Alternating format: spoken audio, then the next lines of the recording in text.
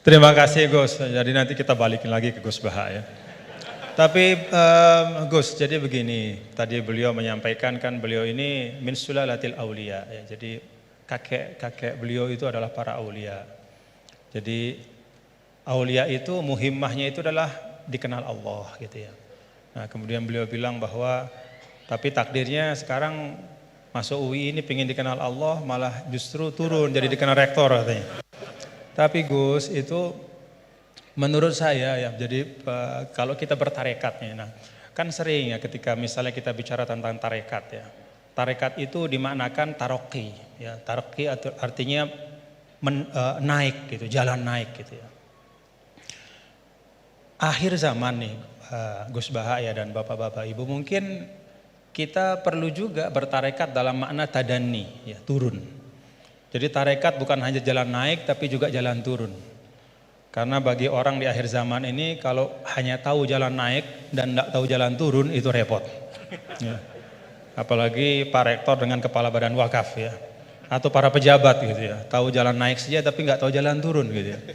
Jadi kalau belajar tarekat hanya ingin jalan naik gitu tapi nggak pernah belajar jalan turun, itu biasanya dekat-dekat turun tuh galau. Ya.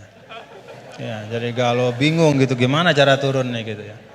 Dan memang dulu saya pernah naik Gunung Rinjani juga ya Gus ya, waktu masih mu'allimin dulu, masih sanawiyah aliyah, itu saya rasakan betul gitu bahwa naik gunung itu menantang, ya, sangat menantang. Ya.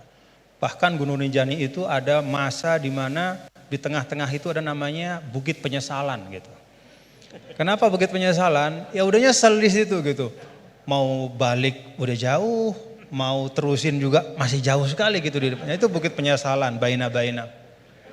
Tapi ternyata turunnya itu jauh lebih berat.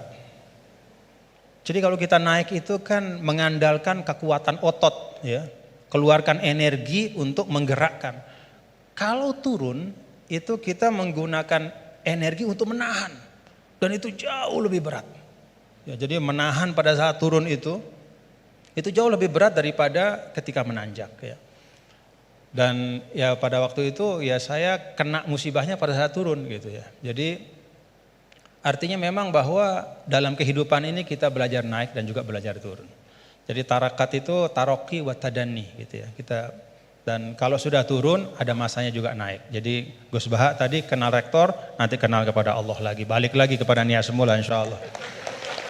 Nah, saya ingin sampaikan nih, beliau tadi sedikit sekali ya, dalam waktu yang sangat singkat, tapi itu menyampaikan hal-hal yang sangat penting ya. Saya nggak tahu nih, dipahami nggak apa yang beliau sampaikan tadi nih? Dipahami nggak? Mulai balaghah, kemudian madah.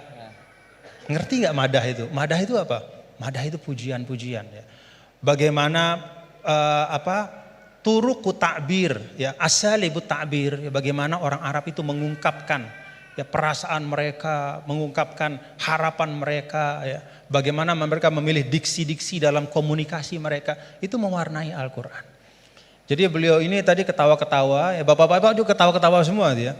Tapi yang disampaikan itu sudah bahan kuliah buat di Rosat Ulia itu, buat pasca sarjana itu. Ya, jadi alhamdulillah. Nah, silahkan nanti dielaborasi masing-masing. Tapi yang ingin saya sampaikan begini, ada catatan saya terhadap apa yang beliau sampaikan. Pertama, apa yang beliau sampaikan itu menegaskan ungkapan wa'tul buyuta min abwabiha. Masuklah ke rumah melalui pintunya. Kalau kita ingin belajar Al-Quran itu ada jalannya, ada pintunya. Tadi beliau sudah sampaikan, ada tafsir Al-Quran bil Quran, ada riwayat, kumpulan riwayat ya. Bahkan Al-Quran juga menegaskan sebagian satu sama lain itu saling memperkuat, saling membantu. Jadi kalau kita misalnya bertanya-tanya, waman a'rada an dzikri fa inna lahu ma'isyatan dhanka wa nahsyuruhu yaumal qiyamati a'ma. Kata zikri itu maksudnya apa gitu? Karena kata zikr itu kan dalam Al-Quran luas ya. Apakah zikr itu adalah zikrullah, subhanallah, alhamdulillah, wala ilaha illallah. Sehingga ayat itu artinya siapa saja yang berpaling dari mengingat Allah, maka hidupnya akan menjadi sempit, akan sumpek, akan resah. Atau zikri di situ maknanya adalah Al-Quran. Ya. Sehingga artinya adalah barang siapa yang memalingkan dirinya dari pesan-pesan Al-Quran, maka hidupnya akan disorientasi. Bagaimana kita mengambil pilihan di antara dua makna? Nah, kita lihat. Qala rabbi lima hasyaratini amma wa qad kuntu basira qala kadzalika atatka ayatuna fanasitaha wa kadzalikal yauma tunsa. Lalu orang itu mengatakan di akhirat, ya Allah, bagaimana mungkin kok saya dibangkitkan dalam keadaan buta padahal di dunia saya melihat. Kemudian Allah mengatakan qala kadzalika, itu balasan yang setimpal, atatka ayatuna fanasitaha. Telah datang kepadamu ayat-ayat kami lalu kau lupakan. Nah, dari ayat ini maka ulama menafsirkan kata zikri. Oh, yang dimaksudkan dengan zikri itu adalah ayatuna, yaitu Al-Quran. Nah, ini yang disebut dengan Al-Quran yufassiru ba'duhu ba'duhu. Dia saling menafsirkan. Baik itu penafsirannya datang segera setelahnya, ataupun di ayat-ayat yang lain seperti yang Al-Mukarram Kiai Haji Bahauddin sampaikan.